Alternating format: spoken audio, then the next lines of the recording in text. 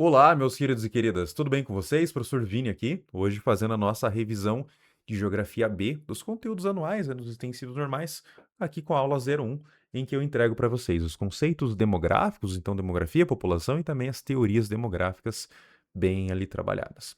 Galera, quando nós estudamos, população, enfim, demografia, surge sempre um debate sobre a diferença de demografia para a geografia da população, mas é algo que integra um grande grupo de assuntos, que envolve o que a gente conhece hoje no século XXI, final do século XX, como mais o nome de geografia da população, que é basicamente o estudo da população. Então nós pegamos esse fato geográfico, que são as pessoas, que integram o espaço, e a gente estuda elas, quantas pessoas têm, qual que é a idade, está crescendo, está diminuindo, está se movimentando, enfim.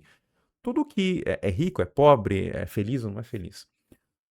Então, nós pegamos isso, que é a população, e definimos, a partir de estudos, de censos, enfim, de programas, como que essas pessoas vivem, o que elas fazem, como se reproduzem, enfim, é basicamente isso. Quando nós vamos estudar, enfim, e vai cair no vestibular, que é o que importa aqui, a primeira coisa que eu procuro definir são as taxas. Cara, tem uma cacetada de taxas, beleza? Mas as que mais caem são poucas. Vamos começar com as. Assim, tem duas bem básicas que eu nem me comprometo aqui: população absoluta, que é o número total de habitantes de um lugar, e população relativa, que é densidade demográfica. Países com uma grande população absoluta são países populosos. Países com uma grande densidade demográfica, ou população relativa, são países povoados. Nas primeiras definições, nós temos que estabelecer natalidade e mortalidade. Então, ao olhar para uma população, vi quantas pessoas tem, enfim, E eu não, tá nascendo tanto e tá morrendo tanto. Como que a gente define isso? A primeira taxa é a taxa de natalidade, que é o nascimentos a cada 1.000 habitantes. É normal a gente padronizar as taxas a cada 1.000, a cada 100.000, a cada 1 milhão. Isso é um artifício que a gente faz para ter mais uma tranquilidade estatística, tá? Então, a cada 1.000 habitantes, quanto que está nascendo? Da mesma forma, a cada 1.000 habitantes, quanto que está morrendo? Pô, professor, então se eu pego quanto que nasce e quanto que morre, eu chego numa ideia que me entrega basicamente quantas pessoas estão aumentando ou diminuindo naquele espaço. Eu vou usar um exemplo, tá? Já utilizando essa nova taxa que é o crescimento vegetativo. Galera, tô num lugar, nasceram aqui 30 pessoas a cada 1.000 no ano e morreram 10 a cada 1.000. A gente chega no final com um número, que, então, a cada 1.000 pessoas a gente teve um superávit de 20. Eu posso definir que essa população cresceu 2% ao ano. Então, o crescimento vegetativo ele é expresso em porcentagem. Além do crescimento vegetativo, tem uma outra taxa que é o crescimento demográfico. Galera, o crescimento demográfico ele é basicamente o crescimento vegetativo, igual a gente viu aqui, associado ao saldo migratório. Então, quantas pessoas estão saindo ou entrando daquele espaço no final das contas. Se eu pego países que têm, por exemplo, diásporas, Se eu pego países em conflitos como a Ucrânia, Cuba, Venezuela, que são países com crise econômica, normalmente você vai ter mais saída de pessoas, Então, o saldo migratório ele se torna algo negativo, Então, você tem que pegar a tua população, quando que ela cresceu, e aí diminuir ainda das pessoas que saíram. Países que são países receptores de população, pegar Emirados Árabes Unidos, pegar Estados Unidos da América, pegar a França, o Canadá, a Austrália, são países que normalmente trabalham com o conceito de crescimento demográfico associado a um saldo migratório positivo, então mais entram pessoas do que saem. O Brasil, ele é um país que é bem equilibrado, sai um pouco e entra um pouco, tá? Assim, normalmente a gente vai usar para vocês só o crescimento vegetativo, porque o saldo migratório ele seria um pouco irrelevante, tá? Na conta brasileira, e aí, para o público geral, aparece só o crescimento vegetativo. A gente não tende a não integrar mais em publicações, esse tipo de situação. Galera, opa, define então taxa de natalidade, taxa de mortalidade, crescimento vegetativo, crescimento demográfico. Professor, tem mais taxa? Tem, fecundidade. Isso aqui caiu um pouco mais hoje, A taxa de fecundidade, assim, eu vou arredondar, tá? É, totalmente isso aqui. É o número de filhos por mulher, cara. Então tu pega a população adulta de mulheres em idade reprodutiva. Nossa, professor, isso é cancelável? Pode ser, São as mulheres de 15 a 49 anos. Ah, professor, mas 15 não é menor de idade? Eu não vou entrar no mérito, é assim que a gente calcula. De 15 a 49. 49 é um limite médio, de menopausa. É claro que isso é uma média, velho. Né? Claro que tem mulheres que vão entrar na menopausa antes, tem mulheres que vão entrar na menopausa depois. Não é mais tão normal no Brasil a gravidez, né, na adolescência. Na minha época, cara, tinha muita gravidez na adolescência. Cara, eu tinha um medo de ser pai no ensino médio, aí não fui, né, ainda bem. Hoje, claro, vem diminuindo, né, a gravidez na adolescência, mas ainda tem. Então, a gente começa a contar em 15 anos ali, uma grande média. Sempre que a minha taxa de fecundidade, tá, está acima de 2,1 filhos por mulher, no caso aqui, idade reprodutiva. Ou seja, a mulher, para ter um filho, tem que ter um parceiro lá. Sem entrar em questão de gênero aqui, mas enfim, né? Mulher, parceiro, vão ter filhos. Se na média uma mulher adulta está fazendo mais que 2,1 filhos, né, então duas pessoas estão gerando mais do que duas. Então isso dá, mesmo que morram algumas pessoas no caminho, a população tende a continuar crescendo, né, ou pelo menos crescendo perto da estagnação. Agora, quando o número médio de filhos por mulher desce de 2,1, ou seja, duas pessoas estão gerando duas, né, ou menos, vai morrer ainda a pessoa. Tem mortalidade infantil, tem alguma coisa que sai da reta aí. Ou seja, duas pessoas estão gerando menos do que duas. Então, no médio a longo prazo, tá?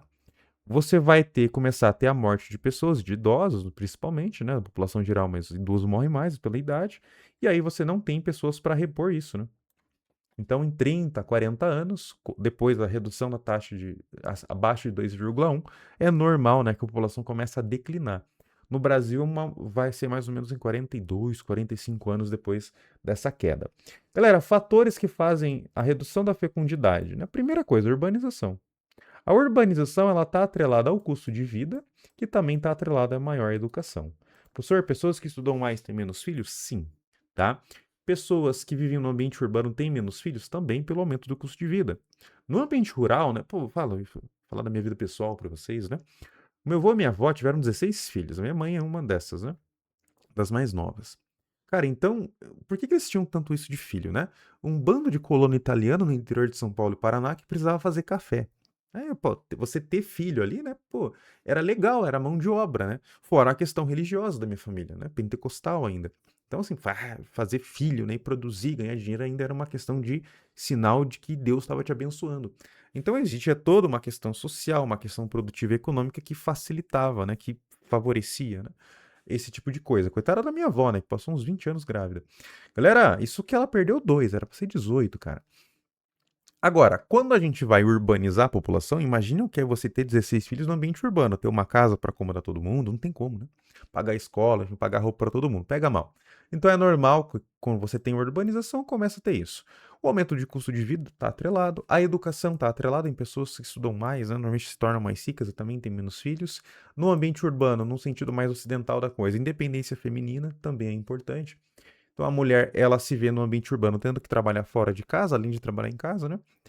Ela vê que ela tem que estudar, que ela tem que se capacitar. O homem também percebe isso, que ele tem que estudar, né? Hoje, para você ter uma boa profissão, tá difícil, né? Hoje, com mestrado, doutorado e experiência, tu tá ali na berlinda junto com todo mundo, tá foda, né? Desculpa a palavra aqui. Então, dado isso, né? Dado esse cenário de independência feminina, de aumento, enfim, da complexidade da vida no ambiente urbano, você vai tendo uma redução de filhos. E uma coisa que pega bastante também num critério um pouco mais sociológico mesmo, é a ideia também da diminuição da moralidade religiosa no ambiente ocidental. Então a gente tem uma diminuição daquela coerção religiosa sobre a mulher, né? Ah, a mulher tem que ter filho e cuidar da família. Não, tem uma independência, né, cara?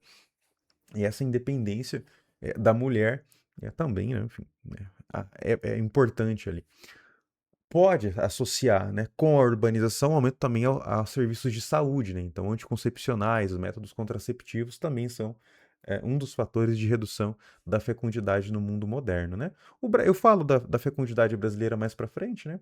Mas ali o Brasil, por exemplo, já teve, né, na década de 60, uma média de 6 filhos por mulher adulta, depois desce para 4, depois desce para 2 e hoje, né, no último censo, está em 1,55, para vocês terem uma ideia ali. Opa, tranquilo, né? Uma outra coisa que aparece dentro dos estudos de demografia é a famosa expectativa de vida ou a longevidade. Gente, expectativa de vida, ela mostra uma média de quantos anos as pessoas vivem se manterem em uma mesma condição. Então, uma pessoa que nasce hoje no Brasil, se o Brasil manter as mesmas condições de saúde e renda para sempre, né? As pessoas no Brasil tendem a viver perto de 78 anos. É um número interessante, né? Um pouco mais para mulher, um pouco menos para homem. Homem vive menos também. Não preciso nem dizer porquê, né? Então, se eu pego um país seco, eu peguei uma imagem de dois idosos, né, caminhando no parque, de mão dadas. A vegetação me indica que é uma região de clima temperado, provavelmente Estados Unidos ou Europa, né? Então, são pessoas que tiveram vacina, que comeram bem durante toda a sua vida e hoje têm um bom sistema de saúde à disposição. Cara, essas pessoas vivem muito. Muito, muito, muito. Então, quanto maior a renda, maior as condições de um país, normalmente maior tende a ser a expectativa de vida. Agora, se eu pego um país pobre, peguei uma favela na Nigéria, aqui nessa imagem da direita. Temos uma favela na Nigéria e a criança que nasce ali não tem pré-natal, não tem vacinação, né? Quando nasce, né? Não vai comer direito, tem água contaminada, vai chegar capenga no trabalho mais braçal, né? Coisa louca, né? Então, nesse espaço, devido a todas as condições de saúde, de alimentação, de serviços públicos de saúde e educação, as pessoas aqui tendem a viver menos, tá? Tem menos infraestrutura geral. Ou seja, a expectativa está atrelada às condições de renda de um lugar. Ponto. Tá? Galera, trabalhando essas concepções mais geraizonas, né, das taxas aqui, eu entro num campo bem mais legal, que são as teorias. O primeiro cara que vai olhar para a população com um pouco mais de preocupação é o Thomas Malthus. Antes dele tinha uma galera, tá? Já tinha os fisiocratas, né? Tinha outros camaradas ali um pouco preocupados com a população. Agora, quem vai teorizar mesmo é o Malthus, né? O Malthus tem uma publicação de 1798, que é um ensaio dele lá sobre o crescimento populacional. Ele está publicando, então, num cenário em Londres, tá? Importante lembrar isso. O que o Malthus estava observando?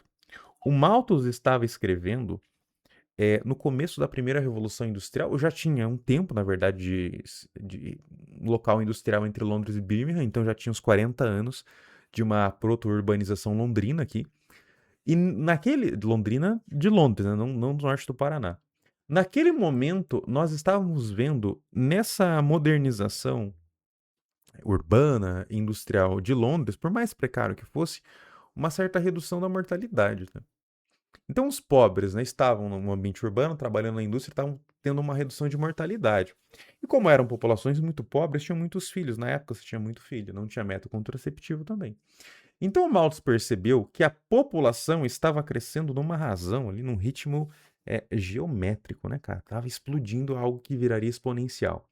Só que os recursos, e aqui o Malthus se preocupava com o alimento mesmo, tá?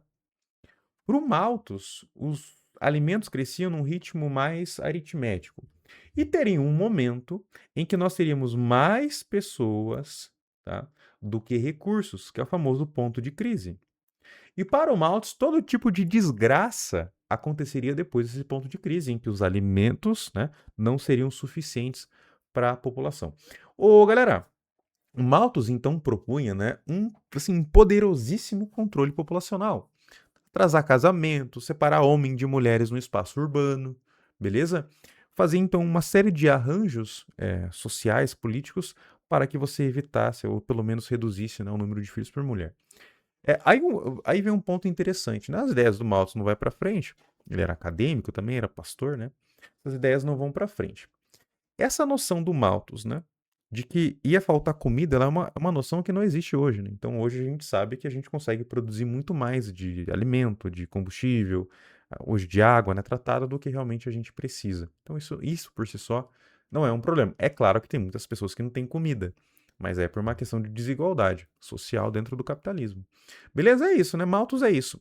Tem assim, já teve no passado, né? Faz 20 anos que não tem isso, uma discussão sobre o conceito de felicidade, né? A relação de Malthus, né, uma relação um pouco mais reacionária contra o movimento iluminista francês, então que eram aquelas ideias que permeavam a Europa. Às vezes os alunos me mandam, eu respondo, né? Mostro qual que era essas concepções filosóficas. É importante para a prova? Não, não é. Tá? Não tem por que eu me aprofundar, pelo menos nesse ponto. O que fica da ideia malthusiana? Porque a gente não viu esse ponto de crise acontecendo nunca, né? Então, o que fica dele, gente? O que fica dele é o seguinte, que o excesso de pessoas leva à pobreza. Então, é uma ideia que a gente resgata de Malthus, né? Claro, estou simplificando, mas o excesso de pessoas vai criar pobreza.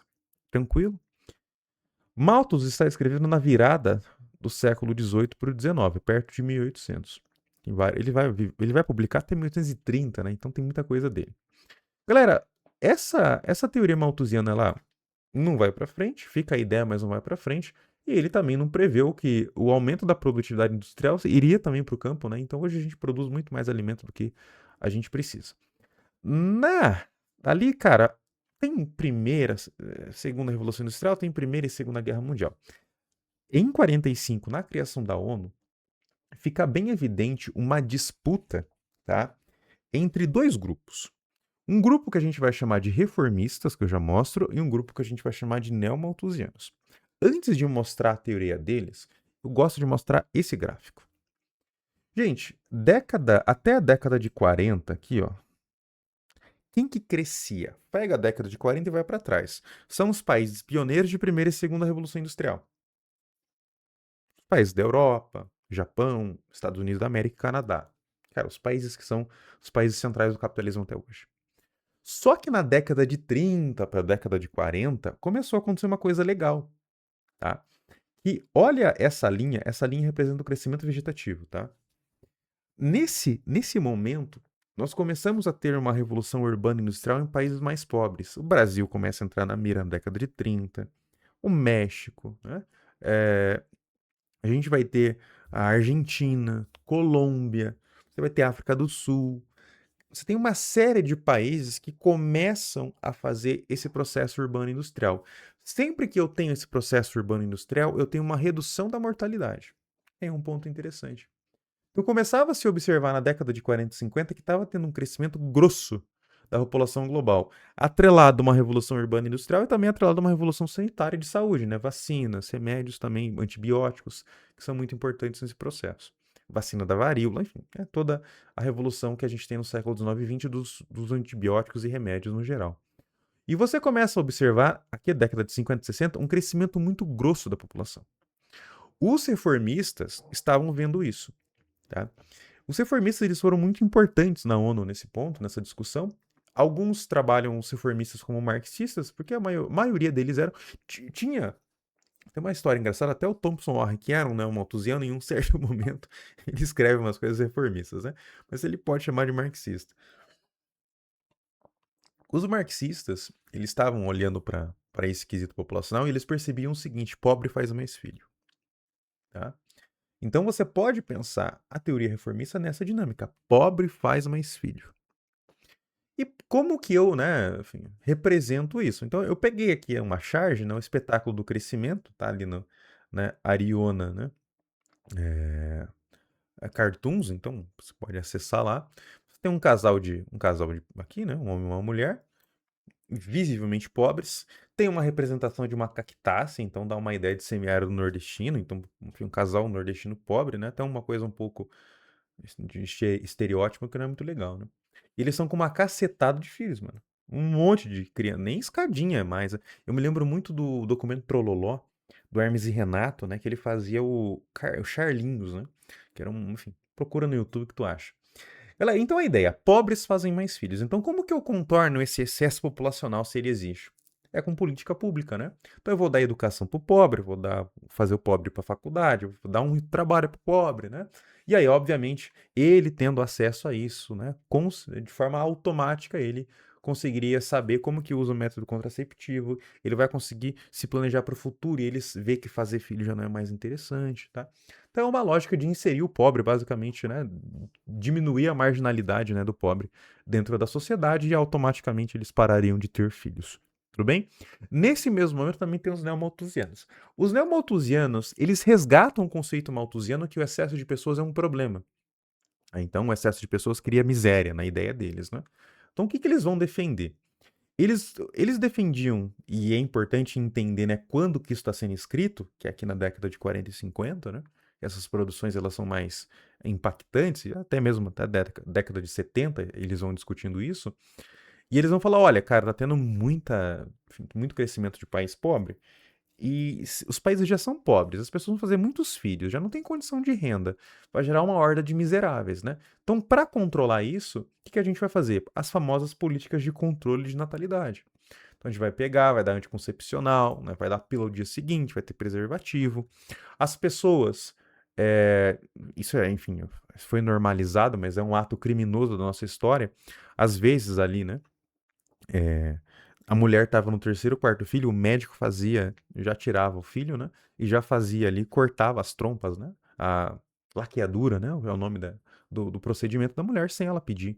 Ou não, incentivar as pessoas, os homens também a fazerem vasectomias. Isso era muito comum.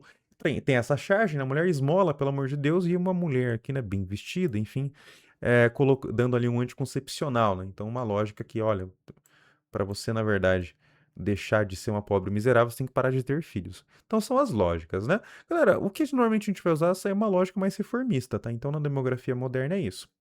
Tem na década de 80, isso aqui é um debate legal, eles começam já na década de 70, né? Tem o relatório do Clube de Roma, que é os limites do crescimento, né? Então, uma ideia já na década de 70, tem toda a discussão de Estocolmo, ali, 72, que é uma conferência da ONU do Meio Ambiente, que é a primeira, o Brasil quebra o pau, inclusive, nessa conferência, que eles debatem justamente, né, até quando a Terra aguentaria o excesso de pessoas.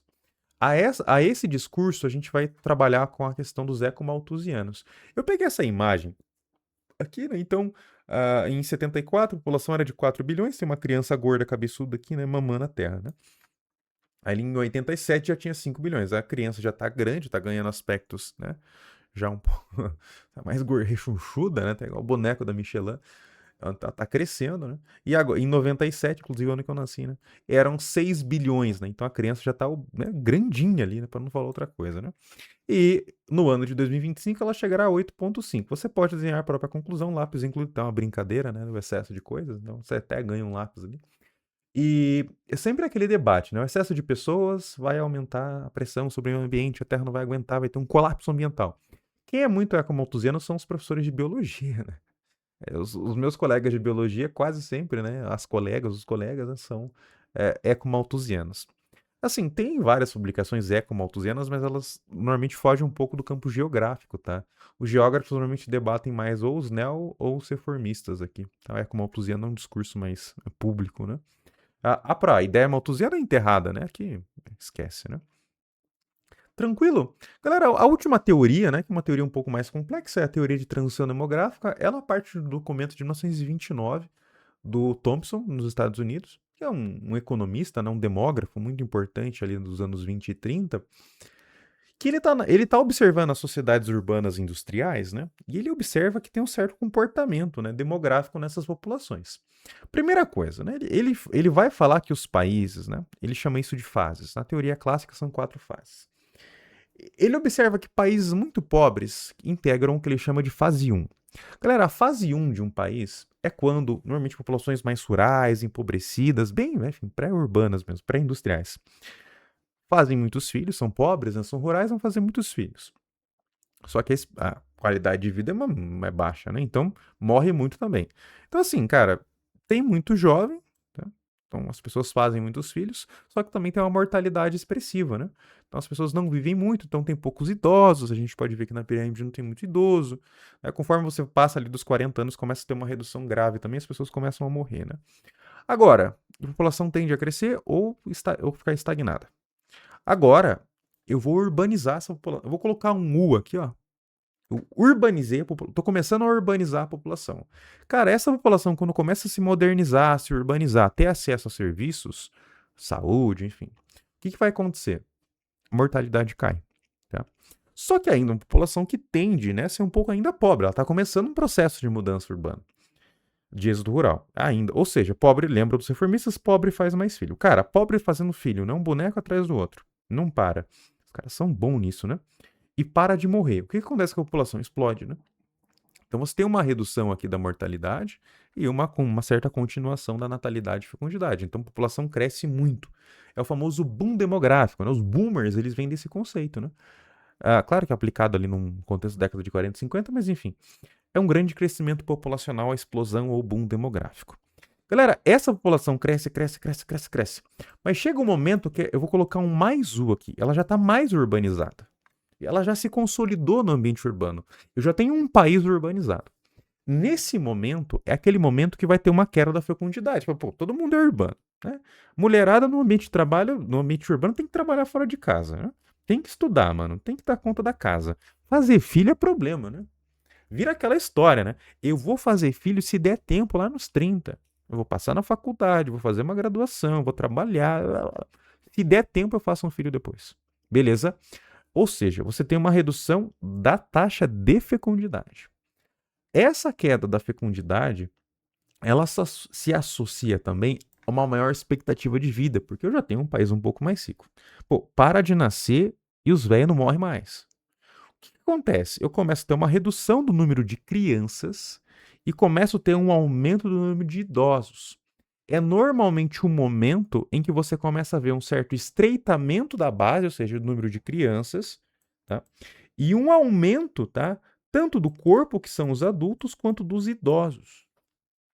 Nesse momento, é muito comum as questões trabalharem com o conceito de janela ou bônus demográfico, que é aquele momento que a gente fala, olha, né, o país está no bônus demográfico, porque tem uma cacetada de adulto trabalhando e já não tem muito mais criança, né? Então a razão de dependência de criança em relação a adultos, ela tende a diminuir. Tá? Então isso é algo bom para o país. Tranquilo? Só que essa população que não tem filho, ela não tem filho, tá? Nossa, Caio, eu tenho um computador gamer que eu tô gravando essa aula, eu tenho um Xbox e tenho um Corsa. São as minhas únicas obrigações da minha vida, tá? E eu não tenho nem planta, nem pet, né? Então a gente tem essa independência muito bom, né, cara? Então, chega um ponto em que as pessoas já não fazem mais filhos, a taxa de fecundidade tá cravadaça lá em 1,5 filhos por mulher.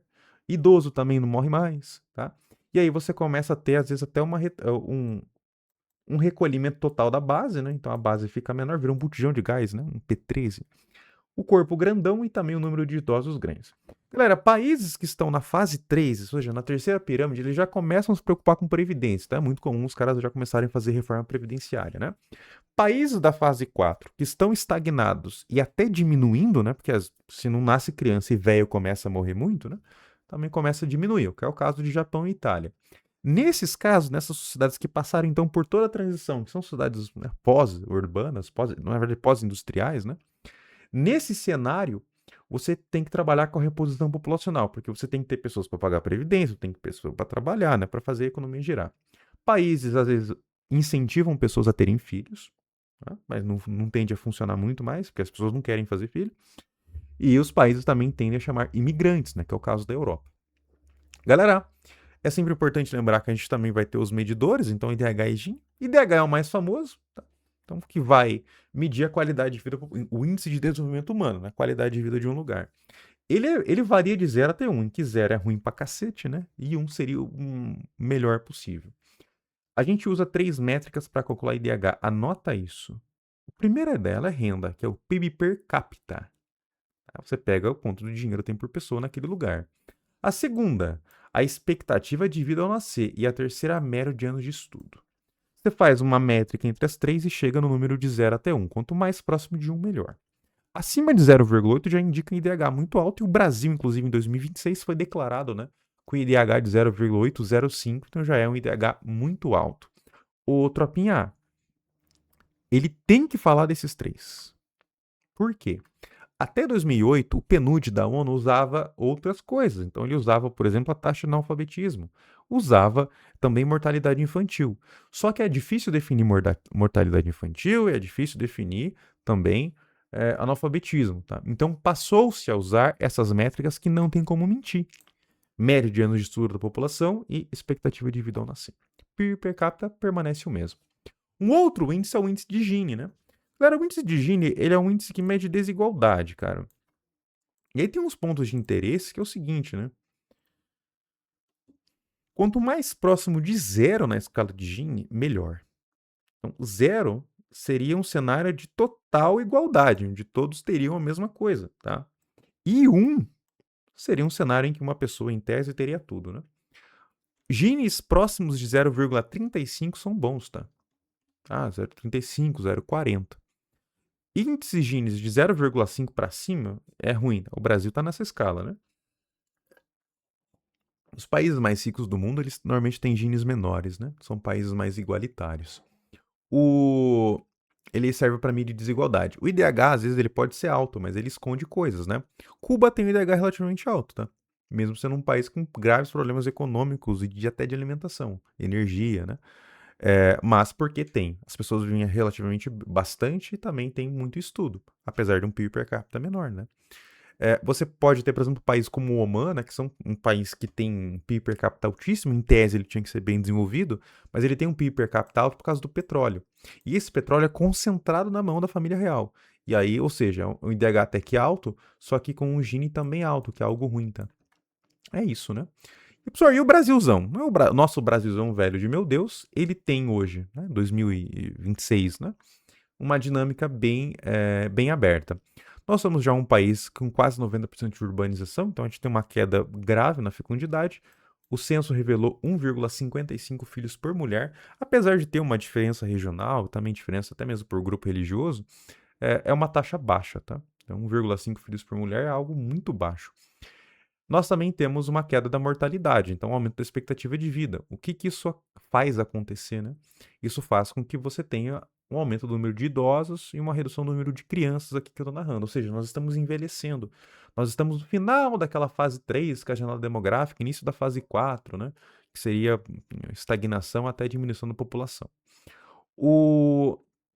A gente cresce muito pouco, tá? A gente já está no final de um período de crescimento aqui, né? Em 2042, lá o Brasil começa a diminuir, velho. Então, pode ser que daqui a uns 20 anos, né, do que eu estou dando essa aula, o Brasil começa a ter uma diminuição da população.